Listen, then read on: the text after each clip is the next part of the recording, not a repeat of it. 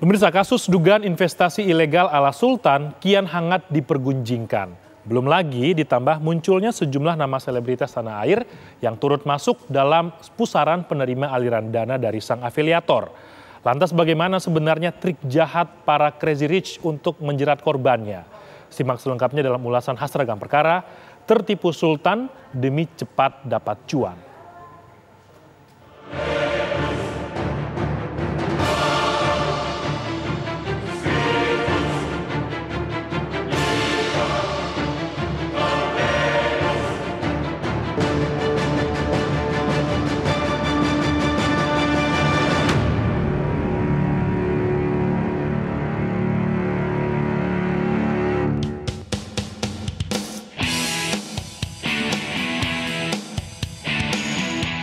Penyanyi Rizky Febian, konten kreator Reza Arab, Arif Muhammad, Alfi hingga Atta Halilintar disambut puluhan sorot kamera di lobi Barreskrim Polri Jakarta.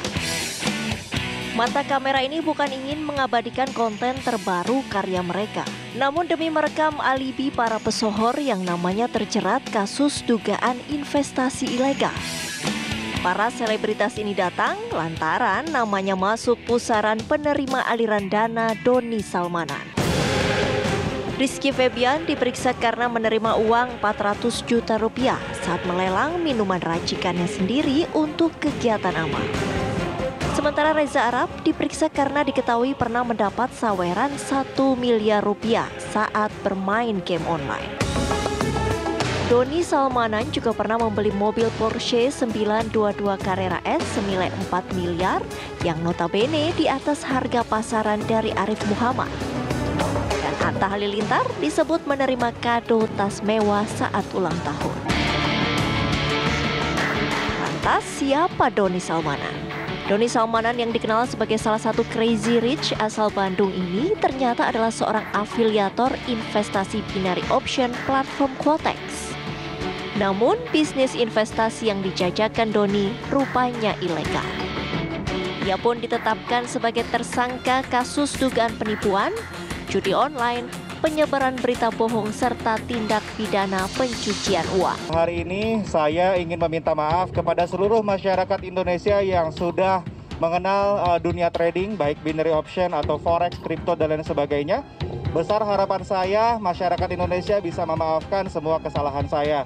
Kemudian yang kedua, saya ingin juga memohon doanya kepada teman-teman semuanya di seluruh masyarakat Indonesia ini agar sanksi terhadap saya bisa diringankan. Kemudian juga untuk masyarakat Indonesia untuk berhati-hati agar tidak ini sama trading yang ilegal. Terima kasih. Wassalamualaikum warahmatullahi wabarakatuh. Kemudian dia memamerkan caranya, cara-cara trading gitu. Bahkan dibuat seolah-olah ya kan dia sedang bermain dan dia menang. Padahal ini demo ya. Jadi dia membohongi orang bahwa sebegitu mudahnya trading ini. Pada aplikasi Quotex yang dimainkan para korban, Doni Salmanan mengambil untung besar hingga 80% bila anggota yang dibawanya mengalami kekalahan. Sebaliknya, jika korban menang, Doni hanya mendapatkan 20% saja. Pertama, sebesar 80% apabila para member mengalami kekalahan bermain trading. Yang kedua, sebesar 20% apabila para member mengalami kemenangan bermain trading. Nah, untuk motivasi tersangka itu sendiri, tersangka DS ingin mendapatkan keuntungan secara pribadi dan menjadikan perbuatan tersebut sebagai mata pencaharian. Dan hal ini, saat ini juga tersangka telah ditahan oleh Direktorat Siber Barreskrim Polri selama 20 hari ke depan, terhitung mulai tanggal 9 Maret tahun 2022.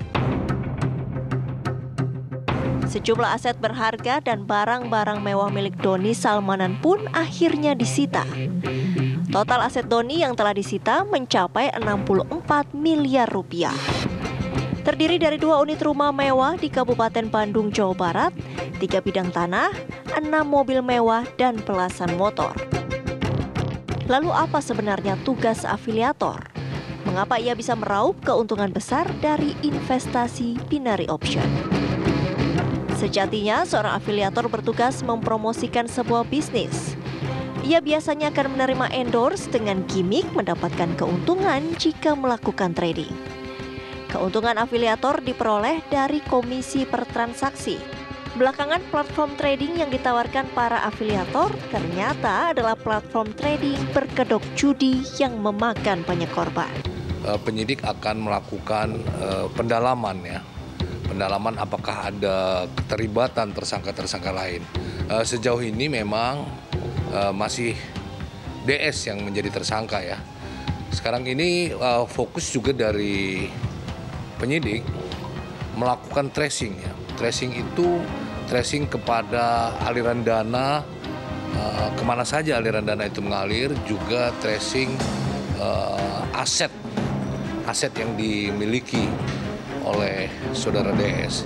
Perbuatan yang dilakukan oleh para afiliator tadi kan merugikan para konsumen kan itu ya.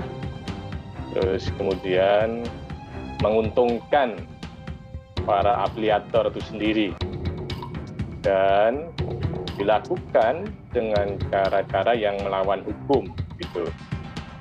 Melawan hukum itu misalnya membuat keadaan palsu ya, atau merekayasa suatu keadaan, atau kemudian membuat tipu muslihat akan untung sekian dan sekian kan itu. Nah, pada sisi yang lain bahwa apa yang dilakukan itu dibuat dengan pola yang spekulatif atau taruhan gitu loh. Oleh karenanya perbuatan tadi itu dilihat dari konstruksi hukum pidana mengandung unsur penipuan ya 378 KUHP, di mana yang bersangkutan itu berusaha menguntungkan diri sendiri secara melawan hukum, yaitu dengan rangkaian kebohongan, dengan tipu muslihat, dan menyebabkan orang nasabah tadi itu menyerahkan sejumlah uang. Maka itu adalah mengandung unsur penipuan. Doni Salmanan kini harus membayar perbuatannya. Ia dijerat pasal berlapis, di antaranya Undang-Undang ITE, KUHP, dan Undang-Undang TPPU dengan ancaman hukuman 20 tahun penjara.